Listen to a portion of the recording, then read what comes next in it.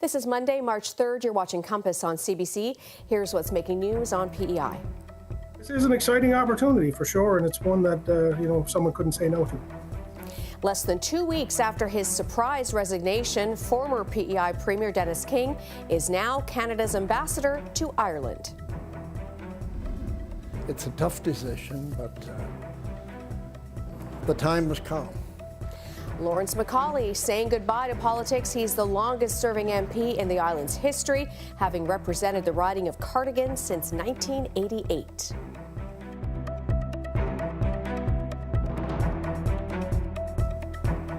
Good evening, I'm Louise Martin. Thank you for joining us.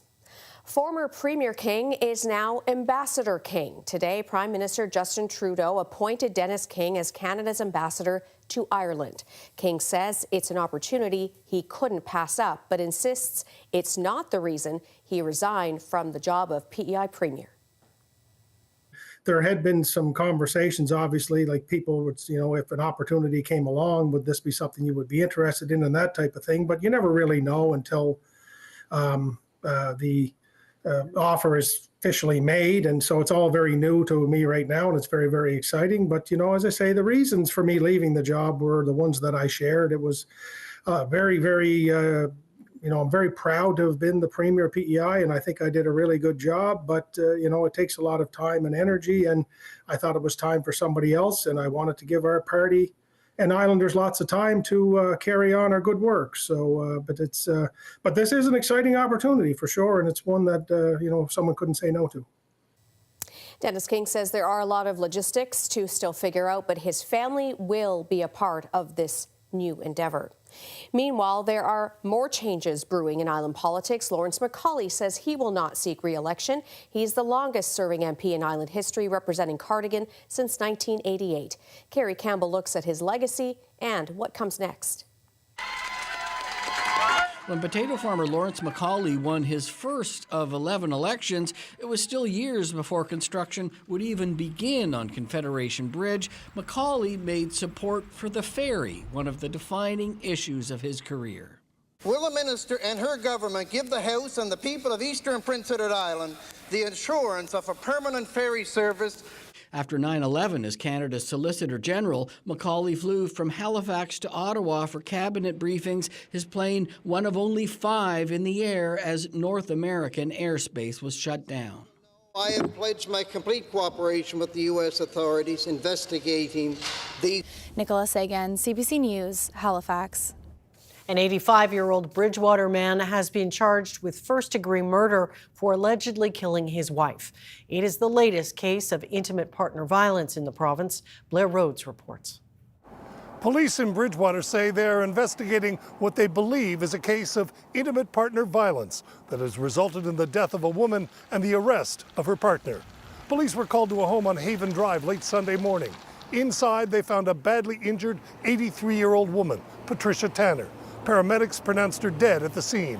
Her husband, 85-year-old Andrew Tanner, was found in another room in the home. He was also injured, and police say some of those injuries appeared to be self-inflicted.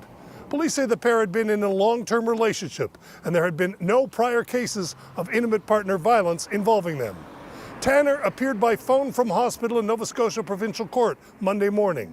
His case was adjourned until April 2nd. This is the 7th fatality involving intimate partner violence in Nova Scotia in just the past few months. That was always our biggest fear as a community, that intimate partner violence was our biggest risk of a homicide in this community. We don't have gang violence, we don't have a lot of other violence, so that was always our fear. Deputy Chief Danny McPhee says there haven't been many cases of intimate partner violence involving the Bridgewater area of late, and this is the first murder in the town since Penny Boudreau killed her daughter Carissa in 2008. Blair Rhodes, CBC News, Bridgewater. More than 20 people gathered outside an Amherst RCMP detachment on Sunday protesting the investigation into the death of a snowmobiler. Protesters carrying signs that read "Justice for Blake" say they want answers from the Mounties about the circumstances surrounding Blake Nicholson's death. The 28-year-old was hit and killed by a fire truck last month after his snowmobile crashed into a snowbank. The driver, former Fire Chief Gerald Cotton, was previously convicted for driving a fire truck while drunk in 2020. The RCMP have not laid any charges and have said they do not believe alcohol or drugs were a factor in the incident. You physically ran somebody over. All right. If that was me or you, I'd be in there. They haven't called, and we don't know where anything is. We don't know where Blake's snowmobile's at. We don't know where any of his belongings are. We haven't been able to find his hat. They never contact us about whatever he has or nothing. And we're just in the dark about everything. And we just need answers. Cotton and his wife, former Deputy Fire Chief Andrea Bishop, were removed from their positions and banned from the fire station. For the second time in a week, a person has died in Halifax police custody. Police say they responded to a 37-year-old man who was displaying erratic behavior on Friday night. Police arrived on the scene in Bedford, where a struggle took place between the man and officers, and the man was tasered. The man needed medical assistance. He was transported to the hospital but did not survive. The Serious Incident Response Team is investigating.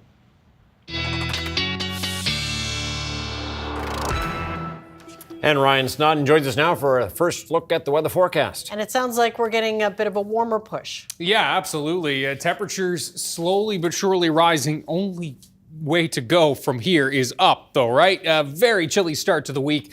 -3 to -9 for daytime highs for Monday across the board. So, yeah, most in the -6 to -8 range. Very chilly start to the week. And yes, those temps, thankfully, will be rising as we work our way through this week and really peaking on Thursday with the price tag of some wet weather. Area of high pressure in control into Tuesday. That'll bring some sunshine into the mix. Warm front extending in. That will shift the winds to southwesterly. And as we get into the warm sector of this system, those temperatures will really start to bump up.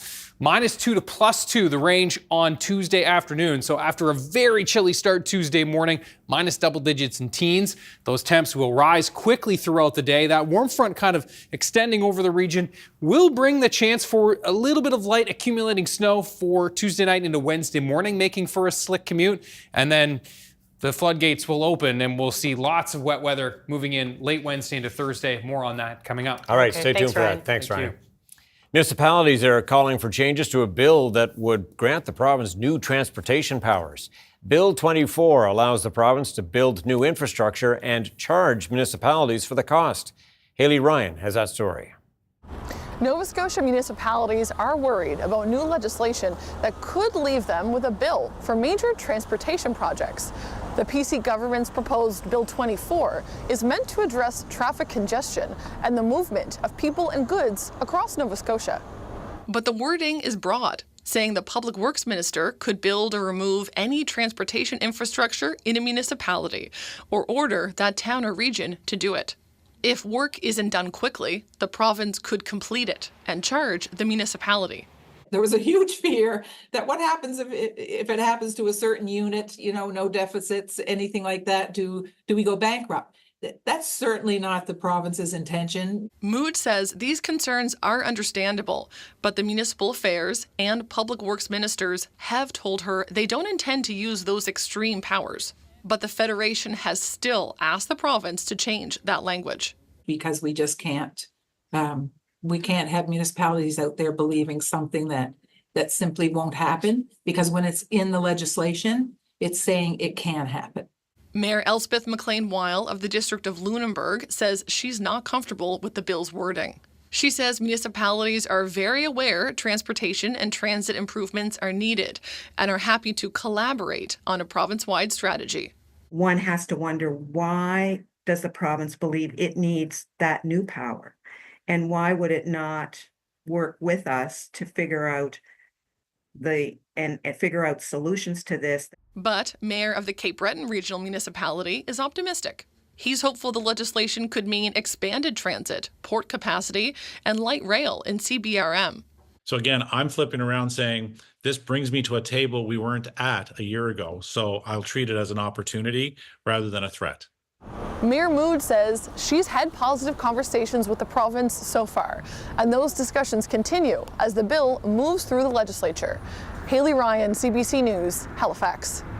Nova Scotia is rapidly losing some of its most affordable apartments while costs continue to soar for newer buildings. Andrew Lamb breaks down the numbers. Some of Nova Scotia's most affordable rental housing is rapidly becoming less affordable.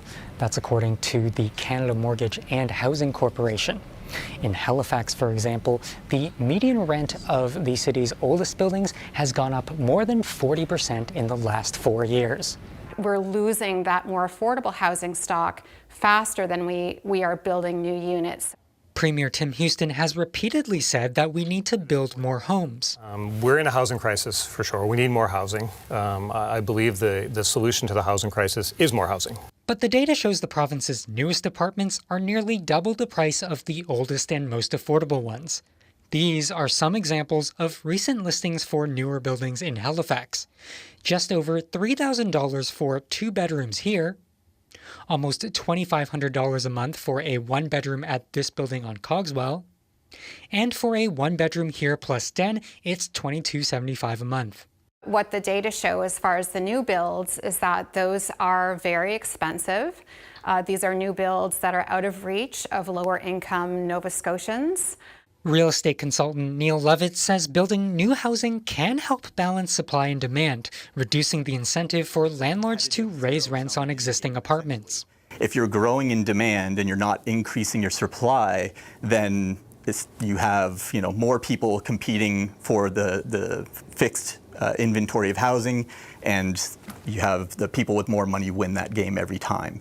But Levitt says new builds won't increase the number of apartments that remain affordable for those that need it. We'll never really be able to build new housing that comes to the market at a price that households, in the bottom half of the income spectrum can afford. All of this makes it important to preserve lower rents where they currently exist.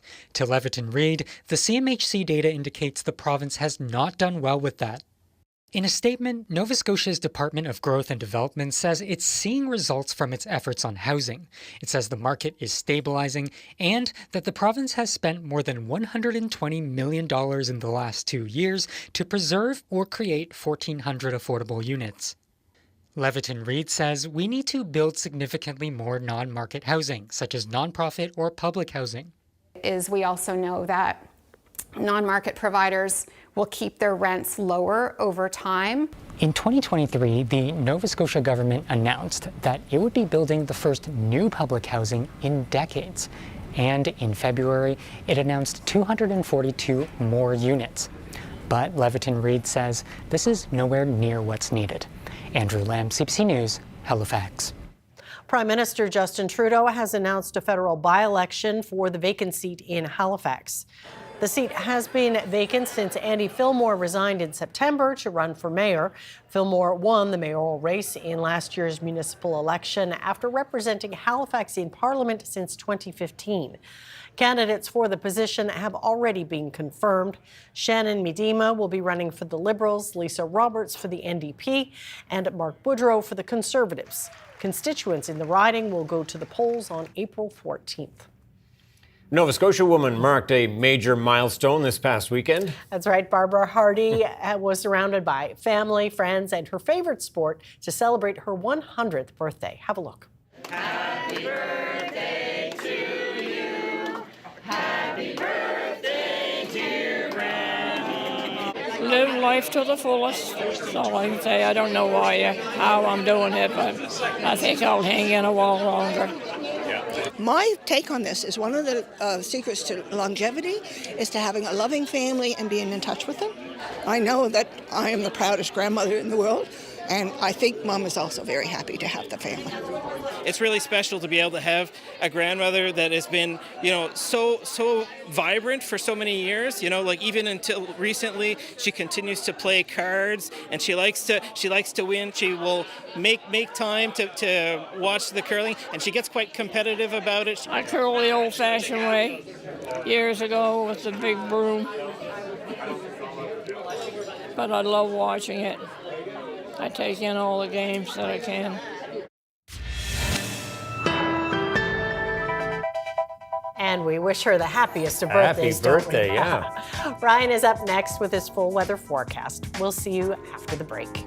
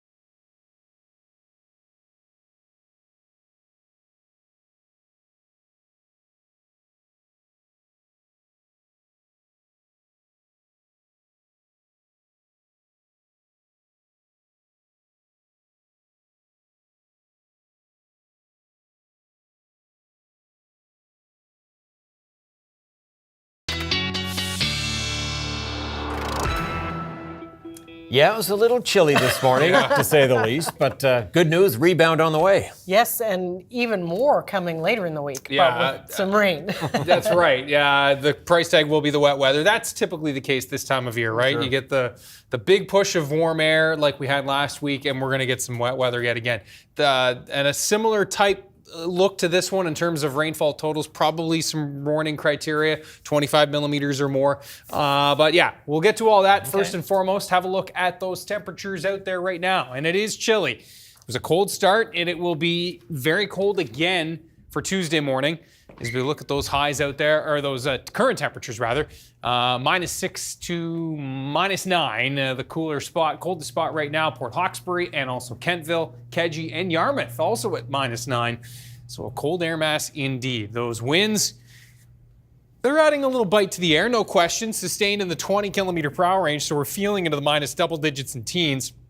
And those winds are going to be not gusty, but persistent tonight, near 20 kilometers per hour, 15 to 20 kilometers per hour through the overnight. And so a wind chill value into tomorrow morning as well. The satellite, you're noticing your screen, on your screen as it goes completely white. There's just a little blip going on with the satellite. That's why that's happening.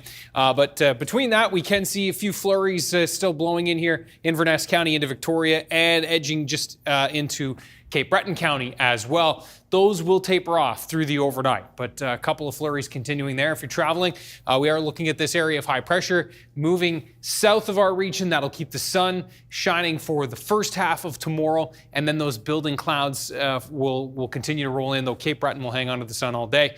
This is the next system, and milder air pulling up and ahead of this system. Kansas City at 16, St. Louis at 19, and yeah, temps will continue to rise through the Great Lakes. The warm-up hits there first, and then in and across the Maritime. So let's run you through the timeline. There are the flurries that will continue to roll in, as I said, overnight, even possibly into tomorrow morning. That model a little more bullish. It looks like clearing out there pretty quickly, but maybe a morning flurry in through Inverness County. For Tuesday, again, lots of sunshine for Cape Breton, and then we're watching the building cloud across the mainland. Note those temperatures bumping up here as we move into the afternoon. -4 to -5, and yes, indeed, should have put a little flurry icon there for Cheticamp back towards Ingonish and perhaps down to Port Hood early on in the morning, but then generally it's a great day for Cape Breton Island, -2 to -5. The winds becoming southwesterly, -1 to -2 for eastern parts of the mainland, and into central areas we'll see temperatures anywhere from 1 in and around the coastline for the Halifax area, -1 to -2 inland, and temperatures, yeah, likely bumping up above the freezing mark here along the Atlantic coastline, back through Yarmouth and into the valley as well. So pretty fine day, though the clouds certainly building in throughout the day. Now watching this little wave right there pushing through Tuesday night into Wednesday morning. Could see a trace to as much as a couple of centimeters, Cobequid Pass, Mount Tom, higher terrain areas of northern Nova Scotia, most likely to see some of that mixing into Wednesday morning even. And so a heads up on that, a change to some showers overnight Tuesday in through the south and west. And then for Wednesday afternoon, the southwest winds really starting to kick in. We'll see the chance for some showers into Wednesday afternoon, but the bulk of the wet weather still to come here. The Wednesday, just kind of a cloudy day with those precip chances. Again, first flurries, then showers. Note temperatures 6 to 7, 8, even some double digits potentially here in the southwest, up to 4 by the end of the day in through Cape Breton. And then here comes the wet weather. Now, very likely this will bring some pretty thick fog patches with it yet again. Gusty southerly winds, and those periods of rain most likely looking set to hold off until the Wednesday afternoon and evening time period, at least the heaviest stuff. Certainly rain beginning on Thursday, but it looks like Thursday evening and overnight will be the wettest time period into early Friday morning as well. Then showers, then back to flurries as temperatures on Friday falling throughout the day. We'll go all the way down to -3, so some icy conditions forming yet again. The weekend looks kind of near the seasonal mark. We should be right around 1 degree this time of year with some sunshine in the mix. And by the way, daylight saving this weekend as well. We're getting there. Okay, thanks, Ryan. All right, thanks, Ryan. Thank you. Coming up, everything you need to know about the measles as some parts of Canada see a jump in cases.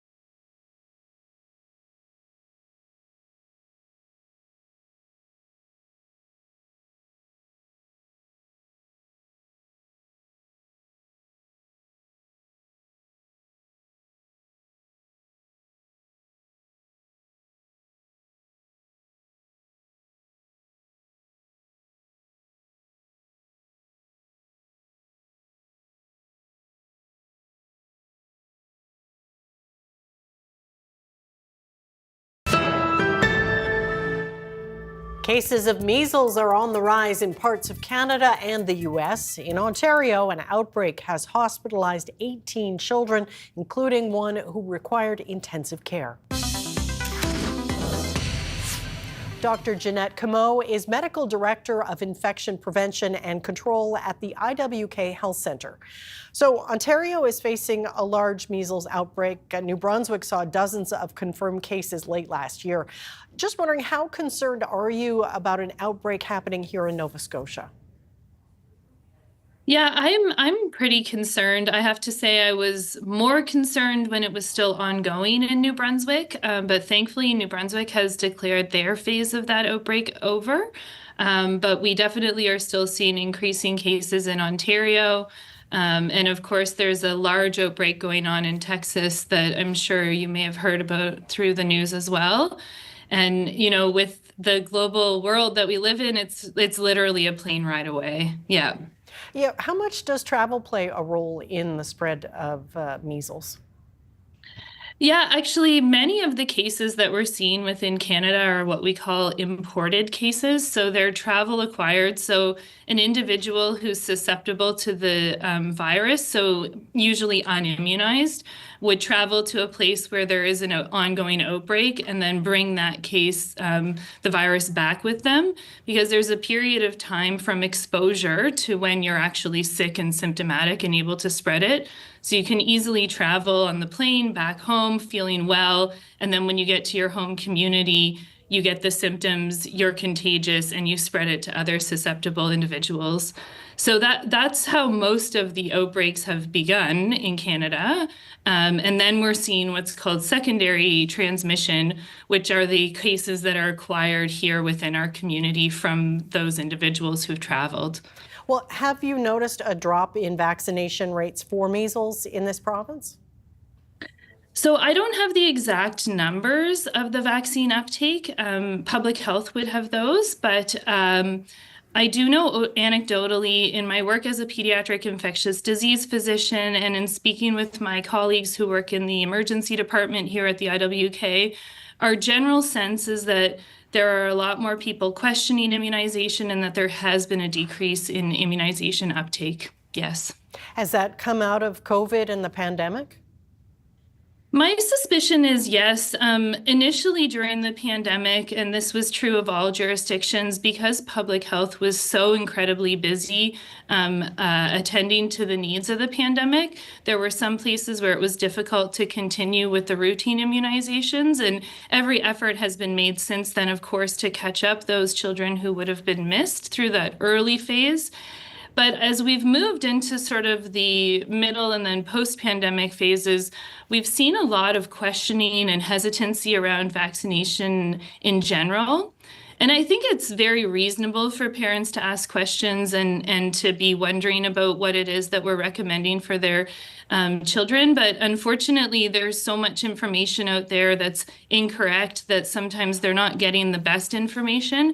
And so we've seen a decrease in vaccine uptake since the pandemic, yes. Well, what about access to vaccinations, especially when it comes to adults and those without a family doctor? How hard is it to get the vaccine? Yeah, so public health has really stepped up and they've provided different vaccination clinics. So for anyone who's unattached without a family doctor, you can look on the Nova Scotia Health website and find a public health vaccine center that's nearest you, and you can sign up for an appointment. And then for older individuals, we've seen great collaboration with our colleagues in the pharmacies. And so you can go to the pharmacies to get a vaccine as well. And of course, general practitioners, nurse practitioners, family doctors would be still providing vaccines. Well, who should be thinking about getting a booster? So the recommendation is that you should receive 2 doses of a measles-containing vaccine on or after your first birthday. So anyone who did not get a vaccine in childhood or didn't get the second dose of vaccine should consider a booster. And for people who were born before 1970, it's generally been recommended that they don't necessarily need to get a vaccine because they most likely would have gotten measles as a young child. But there's increasingly conversations with public health about recommending a booster dose even to those individuals because they may in fact have not had the measles, or their immunity over their lifetime may have decreased slightly. The other group that I think are important to highlight are younger children. So children between 6 months and 12 months of age, especially those who are planning to travel, maybe in a March break, I would highly recommend considering getting an extra dose of the vaccine.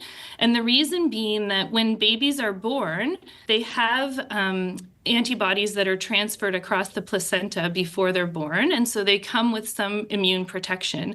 But over time, as they're going through the first few months of life, that protection decreases because it's not from their own immune system. And so what we know is that historically that would last for about 12 months, but now that most of the pregnant people are people who have vaccine-derived immunity, so they were immunized, they didn't get the measles infection, there's decreasing protection for the infant a little bit earlier than historically. So if people are traveling, it's very reasonable and it's safe and effective to get an extra dose between 6 and 12 months of age to protect the infant before you go and travel somewhere. And we're almost out of time, but the symptoms of measles, what should folks be looking out for if they do come in contact or think they might be at risk? So the early symptoms are a bit like any other virus. So early on in the illness, you can have a cough, you have a runny nose, you can have a conjunctivitis or red eyes. But after about 4 to 5 days of those sort of respiratory symptoms, you develop that more characteristic rash. So it's a bright red rash that usually starts on the head and goes down the rest of the body. And the things that we worry about the most are the rarer but very severe complications. And those would be things like pneumonia, which happens in 1 in 100 cases, or the brain infection called encephalitis that happens in 1 in 1,000 cases. So those are kind of the most severe. And then we do know that about 1 in 1,000 people who are infected can die from the virus. All right. Well, thank you very much for walking us through this. We do appreciate your time. Thanks. Thank you. Coming up, Prime Minister Justin Trudeau meets with King Charles to discuss what he calls matters of importance to Canadians. And Canada is once again staring down the barrel of massive U.S. tariffs expected to come into effect tomorrow.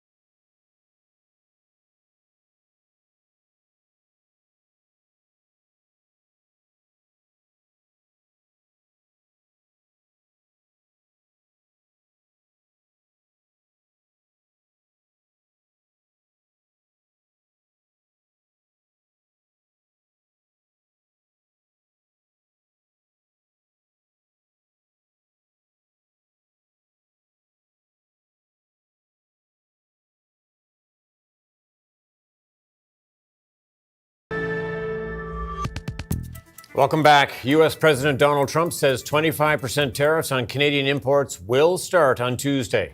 This despite his own top aide complimenting Canada's efforts in tackling concerns around the common border. But Ottawa says it's ready to hit back with billions in retaliatory measures when and if the levies kick in. Olivia Stefanovich has the latest. On the eve of the latest tariff deadline. We don't know what's coming tomorrow. I'm not even sure if President Trump knows what's coming tomorrow. Confusion from Canadian officials. I'd love to say that I know all the answers. I don't, and I wish I had a better answer for Canadians and those whose jobs are at risk. I have no news to report on that front. The fact is that our government's first duty is to try and avoid these tariffs. The Trump administration previously said the levies could be all but avoided. The Mexicans and the Canadians have done a nice job on the border, meaning you have illegal crossings at their lowest level ever. But the U.S. president himself says the plan to impose sweeping tariffs on his top two trading partners is moving full steam ahead. On the tariffs, is there any room left for Canada and Mexico to make a deal before midnight? No room left for Mexico or for Canada. No, the tariffs, they're all set. They go into effect tomorrow. As Donald Trump added yet another reason for his decision. Tomorrow, tariffs 25% on Canada and 25% on Mexico, and that'll start. So they're going to have a tariff. So what they have to do is build their car plants, frankly, and other things in the United States, in which case they have no tariffs. If Trump is imposing tariffs, we're ready. Canada's Foreign Affairs Minister says Ottawa is prepared with a $155 billion retaliatory response. There's a level of unpredictability and chaos that comes out of the Oval Office, and we will be dealing with it. The decision that's been announced, I think, is deeply regrettable and will have a very significant impact, not just on Canadians, but also on Americans. And so the dialogue will continue. But we are prepared to respond as required. Unless he changes his mind, Trump's first round of tariffs are expected to take effect at midnight, marking the biggest increase to trade barriers that Canada has ever seen. Olivia Stefanovich, CBC News, Ottawa.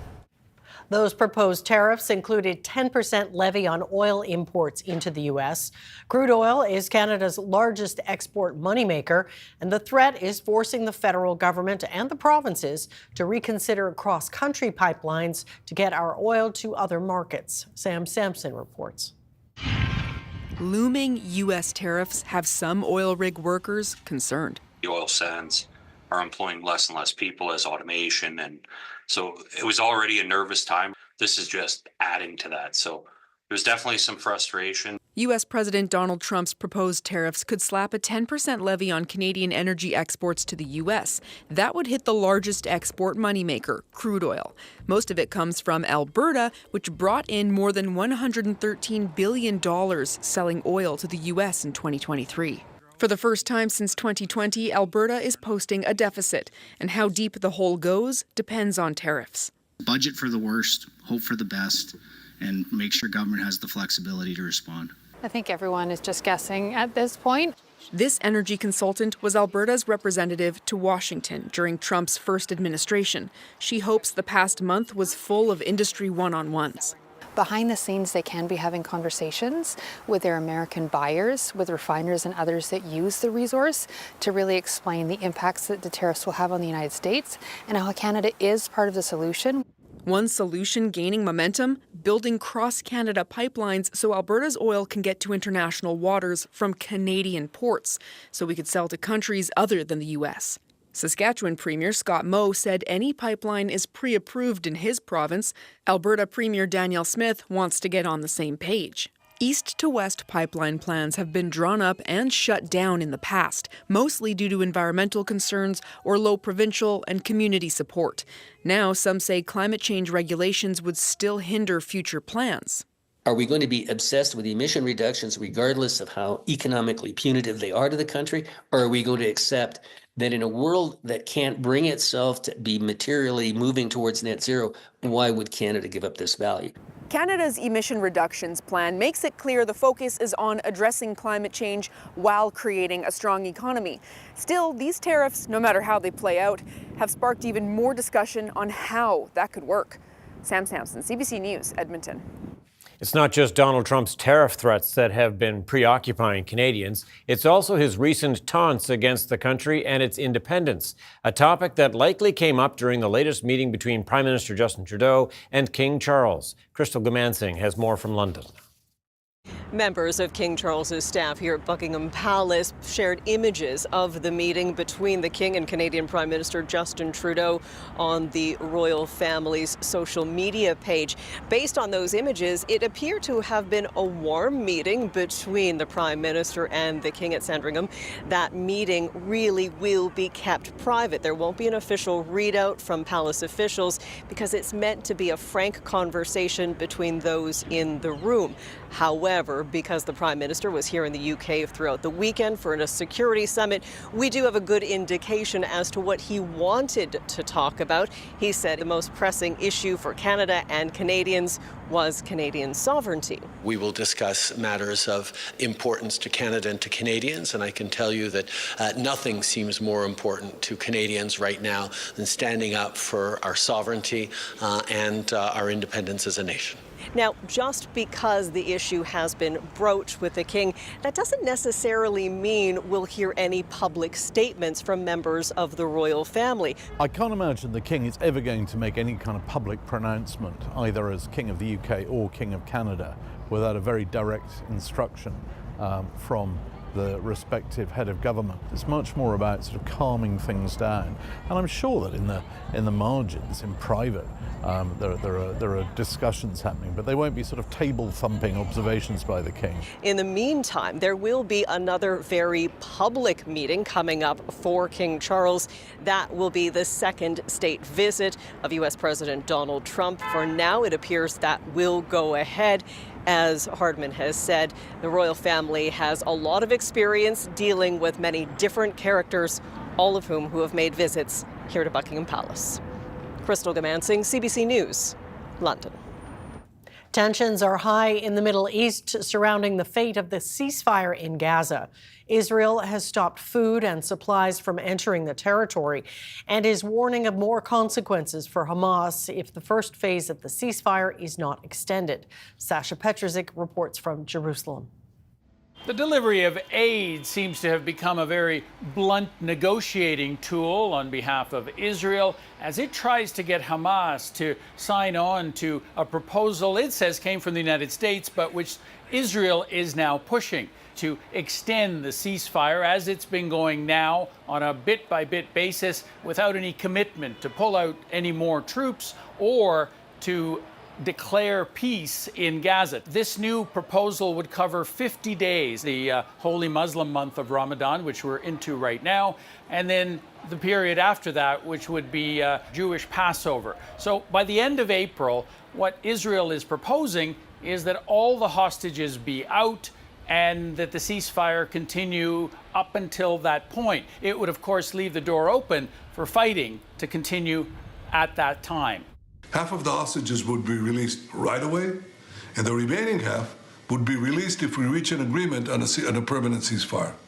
Again, Israel has accepted this plan, I accepted this plan, but so far, Hamas has rejected it. Now, the proposal that Hamas is backing, which Israel calls unacceptable, seems to be based on the original ceasefire agreement between Israel and Hamas. That would see the war end and Israeli troops pulled out and all the hostages released. That's 59 Israeli hostages who are currently still in Gaza. We believe that about 24 of those are still alive. In Gaza, of course, if aid is stopped for a longer period of time, many people there fear that that is going to lead to the kind of difficulties that they had for many, many months during the fighting itself.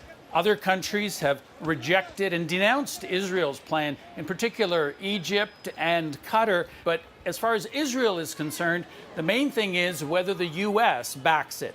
The last comments from U.S. President Donald Trump seem to have given Israel a blank slate to do whatever it wanted. And it may be that that's the approach that Netanyahu is taking right now. In any case, without those trucks moving in, it could be some difficult time in Gaza, and it may not in the end bring Hamas back to the negotiating table. Sasha Petrusik, CBC News, Jerusalem. In Germany, at least 2 people are dead and 11 others injured after a car rammed into a crowd of pedestrians. Authorities suspect it was an unintentional attack. Police say the driver was a 40-year-old German national who shot himself while being arrested and is now in hospital. They say he does not appear to have any political or religious motives for the attack. Police believe he may be suffering from psychological problems. The street where the incident occurred was crowded for a holiday market on the final day of Germany's carnival season. Police had been on high alert during the celebrations in the wake of multiple acts of violence involving cars in recent months. Firefighters in the U.S. are gaining ground against wildfires in the Carolinas thanks to a change in the weather. More than 300 are burning across both states, prompting a state of emergency. The largest fire is threatening an area just north of Myrtle Beach, a popular tourist destination in South Carolina. Hundreds of homes are at risk and residents are under mandatory evacuation orders. One shelter in the area has received at least 100 evacuees. So far, there are no reports of injuries. About 200 wildfires are burning across North Carolina, but almost all are small and not threatening structures. High winds and a lack of rainfall is keeping the wildfire danger high in both Carolinas and into parts of Georgia. It was a night full of movie star appearances and record-setting Oscar wins. The 97th Academy Awards ceremony is getting high praise for its show-stopping performances. But if it is the gold statues you care about, the most were handed out to an indie film about a young sex worker in Brooklyn. The CBC's Eli Glasner has the details from Hollywood. Honora. After an Oscar race that was filled with controversy and scandal, in the end, the Oscars followed the script nearly to the letter with Honora, a movie that began winning back at the Cannes Film Festival, winning here at the Academy Awards 5 out of 6 Oscars in the categories it was nominated. The director, Sean Baker, now tied with the one and only Walt Disney as someone who took home 4 Oscars in a single night, including his award for Best Original Screenplay, Best Director, and Best Editor. Mikey Madison. And in the actress category, Honora created a bit of a surprise. Mikey Madison winning the award for Best Actress, and that meant that Demi Moore, who was widely expected to win that Oscar, did not for her performance in The Substance, a film where she played an aging actress in Hollywood. Another surprise came from the film I'm Still Here. This is a movie set in Brazil about a family suffering under a brutal dictatorship. It won in the international feature category. There were many journalists that came to Los Angeles from Brazil to support the film, and around the world, when the movie won, it led to scenes like this in a control room in Rio. And Conan O'Brien was the host with the most, who had some fun ideas on how to keep the show on time and on schedule. First, if your acceptance speech goes too long, instead of playing you off with music, we have something much more powerful. We'll cut to John Lithgow in the audience looking not angry, but slightly disappointed.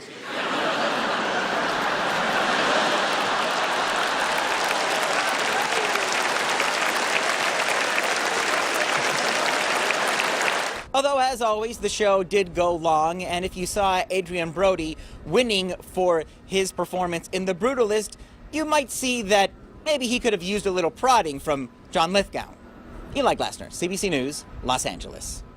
Canada's main stock index fell almost 400 points today, led by losses in energy, technology, and base metals, while U.S. markets also dropped ahead of the day Donald Trump's sweeping tariffs on Canadian and Mexican goods are set to come into effect. Here's a look at the numbers as we head to break.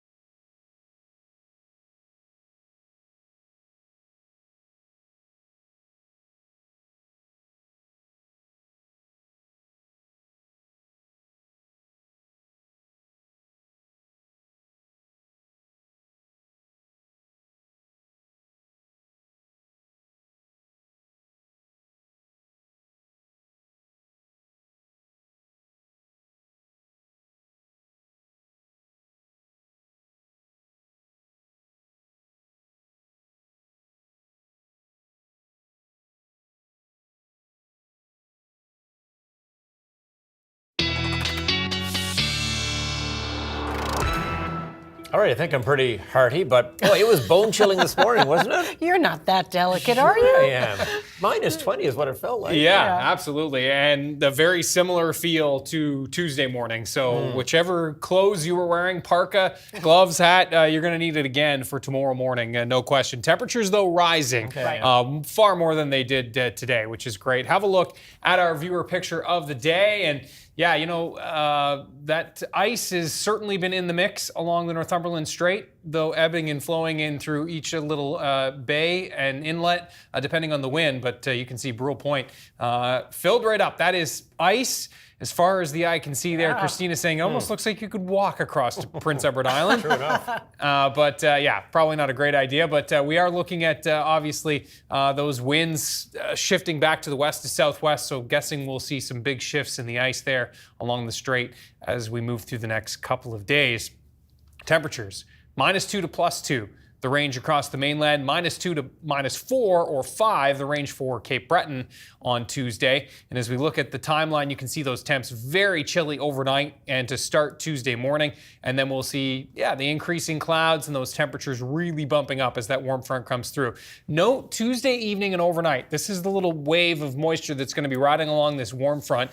That could be enough to throw maybe a trace to a couple of centimeters for the north and east. I think we changed to showers pretty quickly into early Wednesday morning, but temps near the freezing mark, even down towards the metro area. Note the timeline there, 4 or 5 a.m. Wednesday morning. So could see some icy conditions early Wednesday, particularly through the northeast half of the province. So we'll be watching that. And then temperatures really bumping up on Wednesday. We're into the 6, 7, 8, 9, even double digits possible by Wednesday afternoon.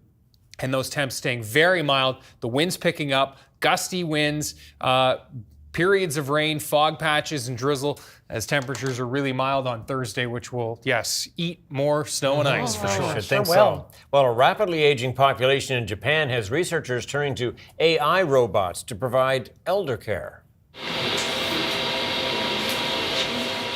The humanoid robot can carry out tasks critical in caring for seniors, like lifting patients and gently rolling them over to help prevent bed sores.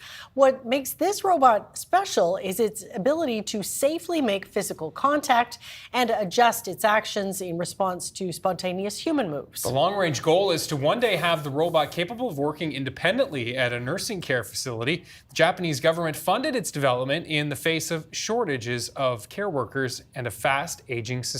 Technology for you, huh? Yeah. That's it for us tonight. Thanks so much for watching. We'll see you next time. Good night. Good night.